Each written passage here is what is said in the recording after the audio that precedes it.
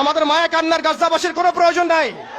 গাজাবাসীর প্রয়োজন অর্থনৈতিক সাপোর্ট, গাজাবাসীর প্রয়োজন সামরিক সাপোর্ট, গাজাবাসীর প্রয়োজন এমন একটা জাইশ, এমন একটা ফোর্স যেটা বাহির থেকে গিয়ে বাইতুল মুকাদ্দাসকে উদ্ধার করবে ইনশাআল্লাহ। আর আপনারা ভবিষ্যৎবাণী শুনে রাখবেন, ইনশাআল্লাহু আযজা ওয়া জাল আল্লাহ রাব্বুল আলামিনের এই বান্দাদের মধ্যেই এমন একটা জাইশ, এমন একটা দল আল্লাহ পাক সৃষ্টি করে দিবেন ইনশাআল্লাহ, যেই দল, যেই জাইশকে পৃথিবীর কোন সেনাবাহিনী থামাতে পারবে না ইনশাআল্লাহ। শেষ পর্যন্ত তারা বাইতুল মুকাদ্দাস মুক্ত করেই ছাড়বে ইনশাআল্লাহ। শুধু সময়ের অপেক্ষা। তারা আমাদেরকে অপশন দিয়েছে, হয় আমাদের দাস হও না হলে মরো।